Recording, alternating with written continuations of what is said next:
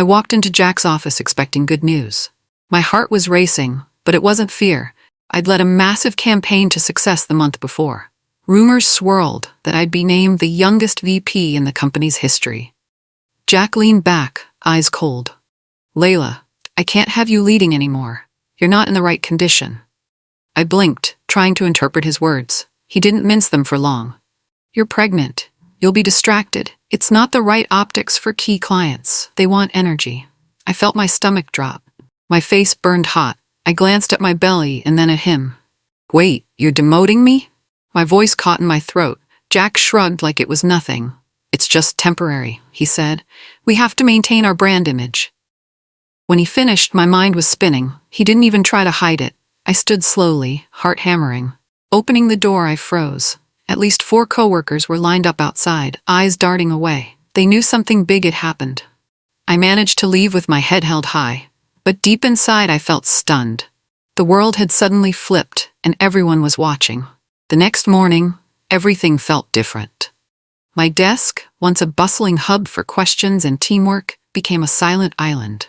People drifted by, offering quick nods or forced smiles. The tension was thick. I grabbed coffee in the break room and a hush fell as soon as I walked in. Whispers floated behind me. She got demoted. Because of the pregnancy? I heard they replaced her already. Then I saw who took my spot. Preston, a junior associate I'd trained for a year. He looked sheepish at first, maybe even guilty. But when he caught me watching, his expression hardened into forced confidence. I realized he was playing along with Jack's plan. No apologies, no regret. I returned to my desk and noticed how messy everything looked. My files, my projects, all scattered. Someone had rifled through them. A coworker, Ava, quietly slipped me a note as she passed. "I'm sorry."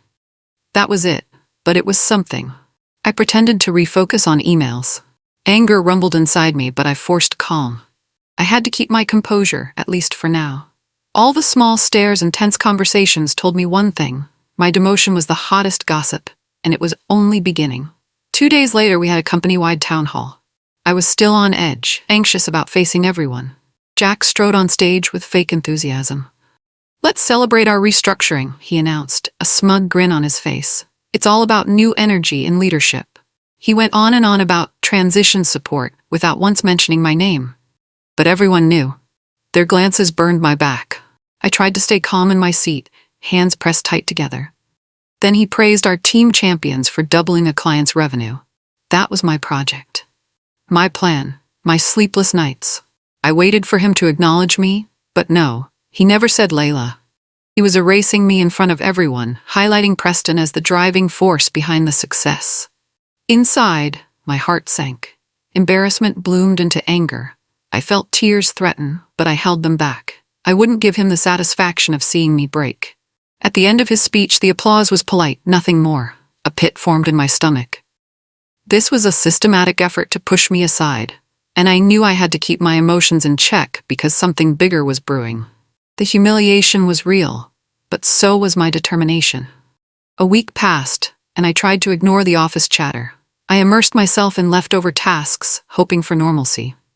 Then I saw Preston's LinkedIn post, beaming with photos from a fancy client dinner the night before. The usual suspects were there. Jack, the executives, and the biggest client, Monica Cho. Monica and I had built that account from scratch. She was hands-on, but she trusted me completely. I felt a lump in my throat. I wasn't just sidelined, I was purposefully excluded. On the post, Preston wrote, "Amazing dinner with our top client, Monica Cho. Grateful for the opportunity." My vision blurred with anger. If it weren't for me, he wouldn't even know Monica. She'd always made it clear that I should attend any major meeting or dinner. That was her rule. I checked my email inbox. No invitation, no heads up. Then a memory flashed. Monica had once said to me, "I want you in every meeting, no matter what." Something was wrong. I felt sick. Jack's plan to remove me was in full swing, and they'd intentionally cut me out of the company's most important event. The day dragged on, but tension crackled inside me. This wasn't just a demotion, it was a total erasure. Late that afternoon, my phone buzzed. It was a direct message from Monica on LinkedIn. "Hey Leila, why weren't you at the dinner last night? Everything okay?" I stared at my screen, heart pounding. I could sense her concern. Monica wasn't just a client, She was someone who respected me, who'd trusted me for years. It hurt to be excluded from the dinner she specifically asked me to attend. I hesitated, fingers hovering over the keyboard. Should I tell her the truth? Finally, I typed, "Ask your vendor." It felt cryptic, but I couldn't risk saying more. Not yet. I hit send, expecting a quick response, but nothing came. Minutes stretched into an hour, then 2. My nerves buzzed. I wanted to explain everything, but it wasn't safe to lay it all out over a quick DM. Not when I was still inside Jack's domain. Her silence weighed on me, yet it also sparked hope.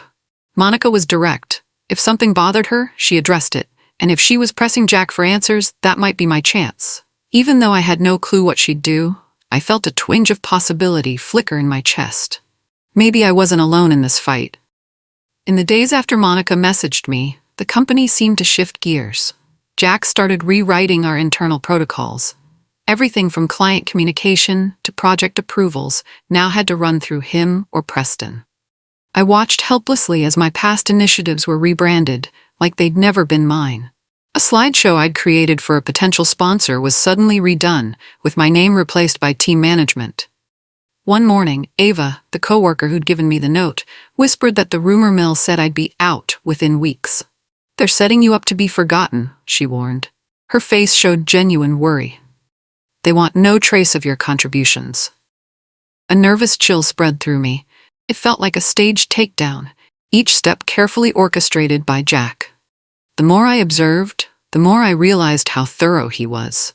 He was dismantling my role, piece by piece, and grooming Preston to take full credit for every success I'd built. That evening, before I left, I noticed my desk drawers were slightly open. Again, my files rummaged through. Fear and anger mixed like a bitter taste in my mouth. But I was too angry to back down. They wanted me gone? I'd give them something to remember first. I tried keeping it together, tried to be professional. But one evening, after staying late to tidy up some leftover projects, I walked to my car and suddenly couldn't breathe. My chest felt heavy, my eyes blurred. I sank into the driver's seat and locked the door. Tears poured out, and I gripped the steering wheel. It wasn't just about a job or a title. It was about my dignity. I'd given a decade of my life to this company, sacrificed weekends, birthdays, and holidays. And now, I was tossed aside like damaged goods because I was pregnant. Memories flooded me. The late nights pushing through marketing proposals, the times I fixed Jack's mistakes while he took all the credit. The unfairness crushed me. My baby kicked, maybe sensing my stress, and that only sharpened the pain. I wiped my tears, realizing I couldn't let them break me. This was betrayal, yes, but I had options. I wasn't powerless. Slowly, I turned on the ignition. The headlights illuminated the dark parking lot, reflecting my determination. Enough was enough. Driving home, I let the anger fuel my thoughts. I would find a way to fight back, to protect my baby's future and my own. This wasn't over. The next morning, I woke up early, memories still haunting me. I recalled my earliest days at the firm, a timid 21-year-old intern fresh from college, thrilled by the chance to work with a rising marketing company. My mentor back then was a seasoned strategist who encouraged me to dream big. Over the years, I proved myself at every opportunity. I took on crisis projects, rebranded failing accounts, and even traveled cross-country to patch up broken client relationships. Those were brutal weeks, endless flights and hotel rooms, but I loved the rush of solving problems. When Jack stepped in as CEO, he saw my potential. So I thought. He gave me more responsibilities. I fixed his sloppy pitches, reorganized chaotic budgets, and boosted the company's profit margins. Each success felt like a step closer to a deserved seat at the big table. The memory of Jack smiling at my wedding, congratulating me on balancing it all, now felt like a lie. He only valued me when I could give him something. The second I needed any grace, like the right to be pregnant, he turned on me. I pushed away the heartbreak, focusing instead on the truth. My rise was earned. My strength was real. And he couldn't erase that. That day at the office, I decided to do more than just hold my ground. I started documenting everything. Every email from Jack, every casual comment, every meeting note, saved on a private drive. I wanted a record of how I'd been treated. I backed up my original project files, the ones that proved my leadership. Dates, drafts, final versions. I kept it all. Nobody would steal my achievements and rewrite history if I could help it. If they planned on erasing my name, I'd make sure I had the receipts. I also started a personal log. Times, dates, remarks, even body language. It felt oddly empowering, like I was preparing for a grand showdown. My mind raced with possibilities of legal action or at least public exposure. A few colleagues noticed me working meticulously at my desk. One even asked, "You preparing for a new campaign?" I just smiled, kept it vague. I was done oversharing. The day ended quietly. I left with a stack of digital evidence in my locked flash drive. In my heart, I felt a small spark of hope. Maybe I couldn't stop what Jack had already done, but I could build a solid path toward my own brand of justice. Word must have reached Jack that I wasn't going to roll over. I got called into HR first thing the next morning. Natasha, the head of HR, placed a fresh stack of papers in front of me. "Leila, we need you to sign these updated terms of employment," she said in a too sweet tone. I skimmed the pages. They'd included a new NDA clause that basically gagged me from discussing anything about my demotion, the office environment, or internal restructuring with anyone, client or otherwise. I set the documents aside, meeting Natasha's gaze. "What happens if I don't sign?" She hesitated, then feigned a gentle smile. "We'd hate for there to be complications with your position, especially in your condition." That last word stung. Condition. Like my pregnancy was a disease, not a celebration. I inhaled. Sharply. "I'm not signing anything," I told her. A flicker of fear crossed her eyes, but she quickly masked it. Jack must have been watching from somewhere because an hour later, he cornered me in his office. "You're ungrateful," he snarled. "I've supported you for years. Now you're making this difficult?" I stood firm, heart pounding. I refused to bend, and I knew he'd only escalate from here. The following week, I came into the office to find a small, unmarked envelope on my desk. No note, no name, just a plain USB stick inside.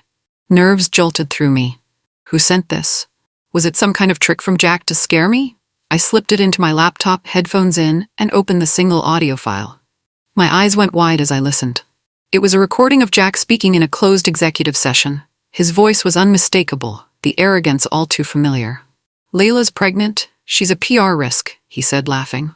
"Clients want fresh faces, not someone waddling around, risking a meltdown." My stomach clenched. His words cut deeper than anything I'd imagined. There were muffled voices of other execs in the background, some even chuckling in agreement. It confirmed everything I suspected about how he truly saw me. After the file ended, I pulled the USB out, hands shaking. Whoever sent this to me was taking a huge risk. But they must have believed I'd use it wisely. I locked the recording away, labeled it insurance, and stored it in my personal stash. I wasn't sure what my next move was, but I knew one thing. Now, I had proof. With the recording safely stored, I felt a shift in my confidence. Jack believed I was cornered, but he had no idea I was quietly gathering ammunition. I started reaching out to old colleagues who'd left the company, people who still respected me. I also reconnected with past clients, ones I'd successfully managed before. Though I kept the conversation light, I hinted at potential changes in my career. The responses were overwhelmingly supportive. Some asked if I was planning to move on. Others promised they'd follow me if I ever launched something of my own. Meanwhile, I watched Jack parade Preston around as the new face of the firm. Their leadership updates went out to every department, highlighting exciting changes. But behind the scenes, I heard rumblings of discontent. Staff noticed how abrupt and fishy the shifts were. Ava discreetly let me know that HR was rummaging through my historical files. They wanted to see if they could tarnish my record. Luckily, I'd already secured everything that mattered. Each day, I pretended to be just another demoted staffer. But inside, I was a silent storm. I had the email logs, the audio recording, and a network of supporters. If Jack thought he'd won, he was about to be blindsided. I woke up one morning to an article in Forbes about the brilliant new strategies saving the company millions of dollars. I recognized every highlight. It was my big project from last quarter, the one I'd poured my soul into. Yet the article credited Preston as the mastermind, with Jack providing visionary leadership. I felt a strange sense of calm as I read it. Part of me wanted to scream, but another part just smiled. It was so blatant, so outrageous, that it crossed a line. If Jack thought publicly erasing me was smart, he was underestimating my patience. I saved the article, adding it to my growing folder of evidence. Then I forwarded it to a few allies along with a note. Just so you see what's happening. That day I walked into the office, forcing a polite smile. Inside, I was done playing nice. If Jack wanted a battle, he had it. He'd hijacked my work, destroyed my title, and disrespected my high pregnancy. He was about to find out that the quiet ones are the most dangerous when pushed too far. I calmly logged into my computer, typed a few strategic emails, and checked my phone. My next moves were in motion. Jack would never see them coming. Late that afternoon, a text from Monica lit up my phone. I asked Jack why you weren't at the dinner. He had no real answer. Something's off. Are you okay? I breathed in deeply. So Monica did press him. And if she felt something's off, I was pretty sure she was furious. She knew me well enough to sense I wouldn't miss that dinner without a reason. Moments later, she texted again. I spoke to the board. I told them no renewal without you, period. My heart soared. Monica was the biggest client by far, nearly 40% of the firm's revenue. A renewal from her meant major stability. Jack banked on that every quarter. I stared at the messages, stunned. She was standing up for me. I quickly typed back, "Thank you, but be careful. Jack is unpredictable." She replied with one word, "Handled." If Monica followed through, Jack's entire empire would quake. I felt my adrenaline spike. This was it, the break I needed. Someone with real power had spoken up for me. And once the main client threatened to walk, no fancy executive spin would cover up the truth. Jack was about to learn the cost of underestimating a pregnant strategist and an angry client. The next morning, the office buzzed with anxiety. Whispers about an urgent executive meeting circulated. I slipped into an empty conference room and opened a covert Zoom link that Ava had set up. The meeting ID was posted on the screen. My heart raced. This was my shot to see behind the curtain. On screen, I watched Jack pacing, phone in hand. His face was flushed, voice tense. Other executives sat around the table, eyes darting nervously. One of them spoke up. "What happens if Monica pulls out? She's 38% of our revenue." Another chimed in. "There's no plan B. We lose her. We lose everything." Jack slammed a folder on the table, cursing under his breath. "We need to fix this. Monica is threatening to cut us if we don't bring Leila back." He spat my name like it was toxic. "This is blackmail." The CFO tried to maintain composure. "If we don't keep Monica happy, investors will panic. We'll all be in hot water." I muted a gasp. Their desperation was crystal clear. They had no leverage without me. Jack's face twisted. "Fine. We offer Leila her old role back. Maybe even better. Just fix this quietly." I ended the Zoom call, heart hammering. I knew my next move. They'd come groveling. And I'd decide if I'd even let them. Sure enough, Jack summoned me to his office that afternoon. He tried on a friendly smile, but it wobbled. "Leila, I've been thinking," he began, leaning back in his chair. "You've always been an asset here. How about we restore your title and get you back on track? No hard feelings." I blinked, keeping my face neutral. He shifted uncomfortably. "We can handle the details. Back pay, a bigger team. We just want you to feel valued." His voice dripped with forced sincerity. I knew he was desperate, but part of me wanted to throw his offer in his face. I took a breath. "I appreciate the apology," I said, "but I'm not coming back. I'm moving forward." His jaw tightened. The moment was tense, like he couldn't believe I'd refuse him. He tried one last angle. "Come on, Leila, be reasonable. Monica's demanding it. Let's not burn bridges over personal feelings." I stared him down. "I'm not acting on emotion. You did that when you demoted me for being pregnant." Then I stood, calmly gathering my stuff. "I'm done here." He watched me leave, fury etched across his face. I could practically feel his world cracking. And for the first time in weeks, I felt free. The next morning, I walked into the senior team meeting with confidence. Jack was there, along with the CFO, Preston, and a few other executives. Tension rippled through the room as I handed over my formal resignation letter. Then I clicked send on an email I drafted to the entire senior management and attached the actual portfolio of my work. Every major project's success was included, with timestamps, emails, and verifiable data. At the end, I wrote a brief note. "Thank you to Monica and all the clients who trusted me. I'm proud of the real wins we created together. I've decided to pursue new opportunities that respect my work and my upcoming journey into motherhood. Leila Torres." I walked out without a word. Almost immediately, my phone buzzed with LinkedIn notifications. People were already resharing my post. "This is gold," one comment read. Another, "Respect for speaking truth." The post exploded with likes and supportive comments from other women in business.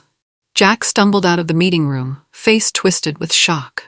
I could see the fear in his eyes.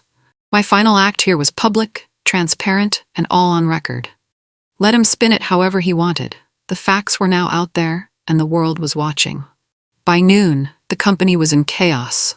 Monica officially announced she would not renew her contract, citing misalignment with company values. Within hours, 2 other clients followed suit, referencing leadership concerns in their public statements. Online, the story caught fire. The USB recording, somehow leaked anonymously, was shared across social media. People were outraged by how Jack mocked my pregnancy, calling me a PR risk. Comments raged with disgust at the blatant discrimination. Inside the firm, staff morale hit rock bottom. Jack's carefully polished image shattered. Investors demanded crisis meetings. Even lower-level employees shared stories of being bullied or undervalued. News outlets sniffed around, looking for interviews. I stayed quiet for now, letting the facts speak for themselves. Meanwhile, calls and texts from ex-colleagues poured in, full of support and apologies. Some admitted they wished they'd backed me up sooner. The avalanche was unstoppable. By the end of the day, I heard whispers that the board was launching an internal probe. HR's head, Natasha, resigned, citing stress and health reasons. Everyone knew the real reason. She'd been complicit. I watched it all unfold from home, where I could finally breathe. A new sense of peace filled me. Jack's empire was crumbling, and he had only himself to blame. The board's investigation escalated quickly. Leaked emails revealed Jack had personally instructed HR to push me out. Internal documents showed he'd strategized how to minimize Leila's presence. Investors, seeing the negative press and loss of major contracts, demanded immediate action. Jack tried damage control with vague apologies, but the evidence was damning. Public opinion had already turned. Employees started posting anonymous stories about sexist remarks, secret firings, and toxic leadership. It was bigger than me now. It was a full-blown corporate scandal. Amid this chaos, I received a few messages from board members. They regretted the situation, hoping I'd be open to returning. I politely declined. I wanted no part in rebuilding a place that destroyed its own people. Meanwhile, Jack's personal brand fell apart. He'd once boasted about championing diversity. Now the media called him out for hypocritical leadership. He faced daily social media backlash, from angry mothers to business leaders. His investors publicly questioned his ability to run the firm. The name Jack Ripley became synonymous with pregnancy discrimination overnight. And through it all, I stayed calm, focusing on my next steps. The fight wasn't about petty revenge. It was about establishing what was right and building something far better for my future. During the chaos, I quietly began piecing together my own venture. It started with a simple LLC registration under Taurus & Co. I pulled together a loose business plan, focusing on ethical marketing strategies and a flexible work environment, exactly the opposite of Jack's toxic domain. In the days after my resignation, I got messages from former coworkers. "Need a new place to work? We have some savings. Can we help you build something better?" Their trust surprised me. I realized I wasn't alone in craving a healthier work culture. I also reached out to friends in the industry. Their responses were enthusiastic. "We'd love to partner with you. I have a client in mind who hates corporate nonsense, and sign me up when you launch." As the dust settled, I met quietly with potential collaborators in coffee shops, drafting proposals, exchanging ideas. The energy was electric, fueled by a shared vision of respect and fairness. I kept everything low-key, not wanting to provoke Jack. He was already under siege from every angle. The last thing he'd suspect was that I'd build a competitor firm, one that stood for everything he tried to crush. Piece by piece, my new chapter took shape. And for the first time in months, I felt excitement replacing my anger. Word spread faster than I expected. A week after forming Taurus & Co., I received my first inquiry from a small but promising startup. They'd read about the scandal and wanted a marketing strategy from the pregnant woman who outsmarted a corporation, as they joked. I knew the real gold mine was in bigger clients, though. and I didn't plan on sabotage. I just made my services known. If companies wanted ethical leadership, if they wanted real results without the drama, I was ready. Some of Jack's mid-level clients started sniffing around. They'd say, "Hey, is it true you've launched your own firm?" Or, "We'd love to see your rates." I answered politely, never openly luring them away. But my track record spoke for itself. In the office halls I once walked, rumors swirled that I was poaching major accounts. Jack seethed, but he had no evidence of wrongdoing. I simply presented an honest alternative, and clients came knocking. Each new inquiry reminded me of my worth. I didn't need underhanded tactics. Clients wanted genuine partnership, and they recognized my brand for what it was. A real solution, led by someone who knew how to fight for her values. Then came the email that sealed everything. Monica Cho's official request for proposal. Simple, direct. "Leila, I'd like Torres & Co. to handle my account. Let's talk specifics." When I read those words, I nearly cried with relief. Monica was no small-time client. She was massive. She'd been with my old firm for years, my main success story. Now, she was choosing me as her partner. I quickly arranged a video call. Monica's face lit up when she saw me. "I told your former boss I wouldn't renew without you," she said, smiling. "You created this success. I want the real deal." We talked details, hammered out a fair agreement. She insisted on flexible hours, understanding I'd be juggling a newborn in a few months. I agreed and promised her top-notch work. We laughed about how all this drama would make for an interesting client story in the future. Once the contract was signed, Monica posted on her LinkedIn, "Thrilled to partner with Torres & Co. for our upcoming campaigns." She tagged me, and social media buzzed. That was it. The official statement that set the industry on fire. Jack read it, I'm sure. The face he must have made? Priceless. A day after Monica's announcement, I got a late-night text from a friend. "You need to see this TikTok." A link followed. My curiosity piqued. I clicked. It showed Jack in a crowded cafe, yelling at his assistant. The shaky phone camera captured every word. "What do you mean we lost another client?" he bellowed, face red, coffee cup shaking in his hand. "I can't fix this if people keep jumping ship." Customers gawked, and the person filming wrote a caption, "Isn't that the CEO who demoted a pregnant exec?" Comments flooded in. "Karma, he's losing it. That's what discrimination gets you." My heart pounded with a strange mixture of satisfaction and pity. I never wanted him destroyed, I just wanted respect and fairness. But he'd brought this on himself.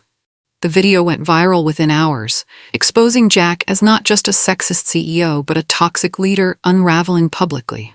Even the local news picked it up. The firm's stock prices dipped and more employees quit.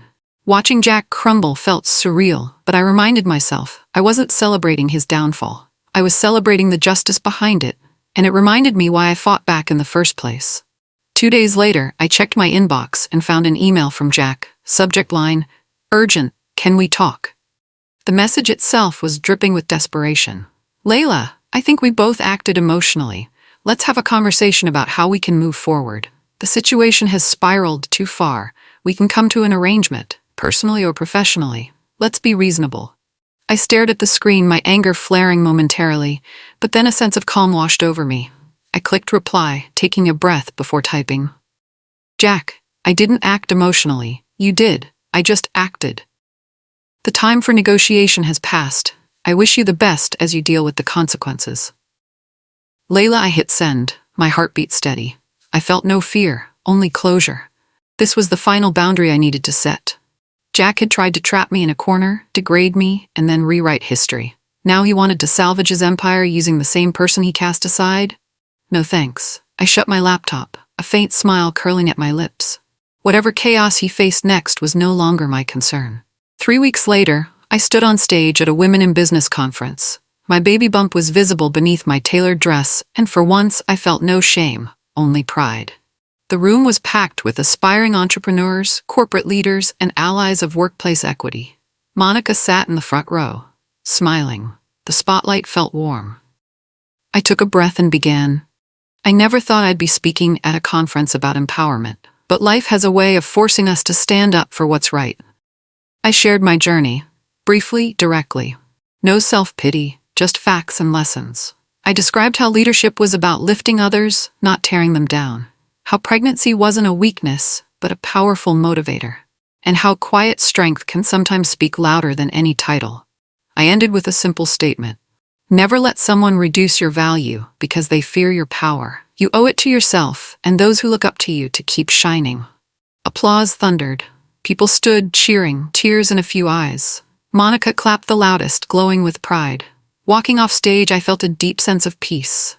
The man who tried to break me was gone from my life, and I stood tall, ready for whatever came next, having fought and won my own war for justice.